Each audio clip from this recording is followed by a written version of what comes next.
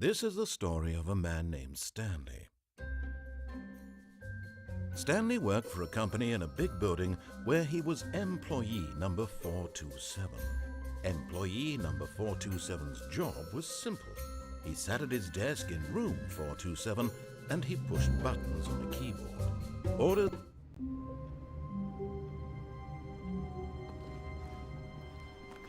All of his co-workers were gone. What could it mean? Stanley decided to go to the meeting room. Perhaps he had simply missed a memo.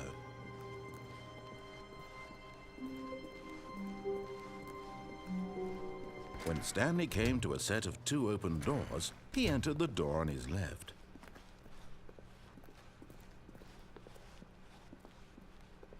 Yet there was not a single person here either. Feeling a wave of disbelief, Stanley decided to go up to his boss's office. Coming to a staircase, Stanley walked upstairs to his boss's office. But Stanley just couldn't do it. He considered the possibility of facing his boss. Admitting he had left his post during work hours, he might be fired for that. And in such a competitive economy, why had he taken that risk? All because he believed everyone had vanished? His boss would think he was crazy. And then something occurred to Stanley. Maybe, he thought to himself, maybe I am crazy. All of my co-workers blinking mysteriously out of existence in a single moment for no reason at all? None of it made any logical sense. And as Stanley pondered this, he began to make other strange observations. For example, why couldn't he see his feet when he looked down? Why did doors close automatically behind him wherever he went? And for that matter, these rooms were starting to look pretty familiar. Were they simply repeating? No, Stanley said to himself, this is all too strange. This can't be real. And at last, he came to the conclusion that had been on the tip of his tongue. He just hadn't found the words for it. "I'm dreaming!" he yelled. "This is all a dream." Oh, what a relief Stanley felt to have finally found an answer, an explanation. His co-workers weren't actually gone. He wasn't going to lose his job. He wasn't crazy after all. And he thought to himself, I suppose I'll wake up soon. I'll have to go back to my boring real-life job pushing buttons. I may as well enjoy this while I'm still lucid. So he imagined himself flying and began to gently float above the ground. Then he imagined himself soaring through space on a magical starfield, and it too appeared. It was so much fun, and Stanley marveled that he had still not woken up. How was he remaining so lucid? And then perhaps the strangest question of them all entered Stanley's head. One he was amazed he hadn't asked himself sooner. Why is there a voice in my head dictating everything that I'm doing and thinking? Now the voice was describing itself being considered by Stanley, who found it particularly strange. I'm dreaming about a voice describing me, thinking about how it's describing my thoughts, he thought. And while he thought it all very odd and wondered if this voice spoke to all people in their dreams, the truth was that, of course, this was not a dream. How could it be? Was Stanley simply deceiving himself, believing that if he's asleep, he doesn't have to take responsibility for himself?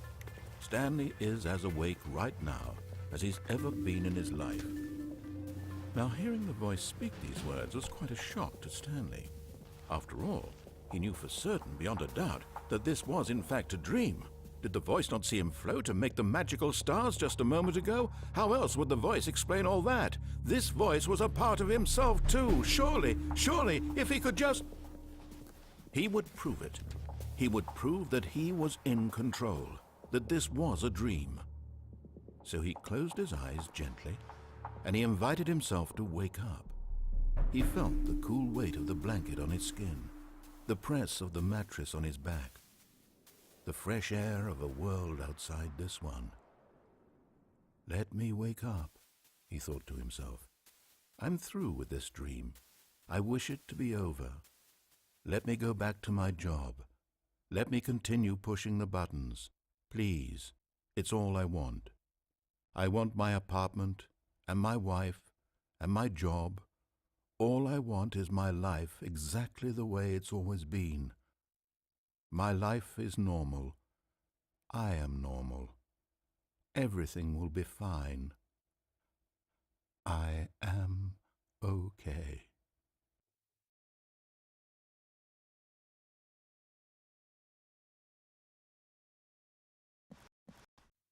Stanley began screaming. Please, someone, wake me up. My name is Stanley.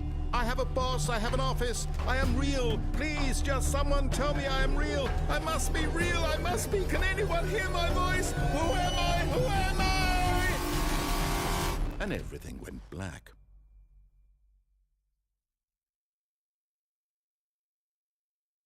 This is the story of a woman named Mariella. Mariella woke up on a day like any other. She arose, got dressed, gathered her belongings, and walked to her place of work.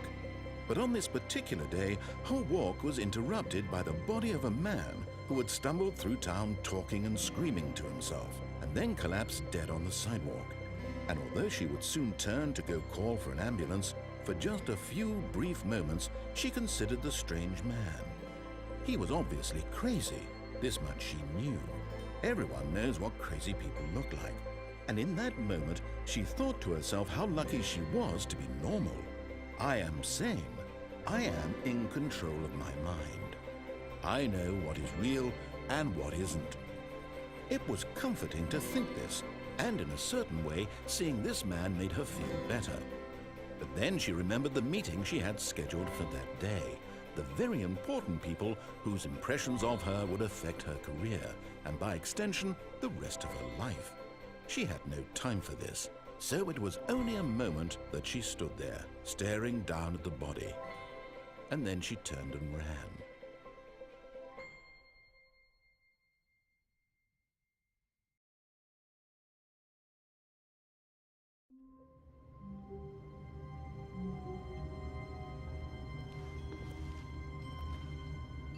All of his co-workers were gone.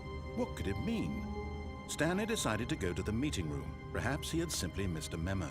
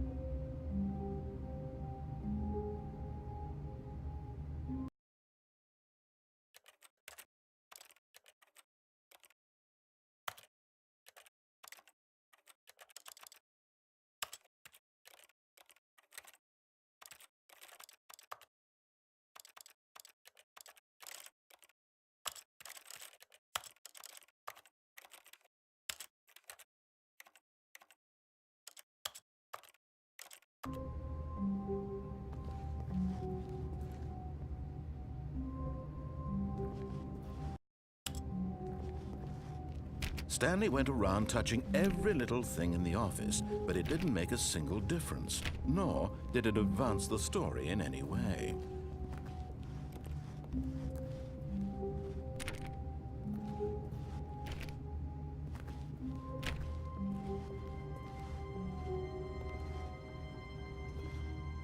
When Stanley came to a set of 2 open doors, he entered the door on his left.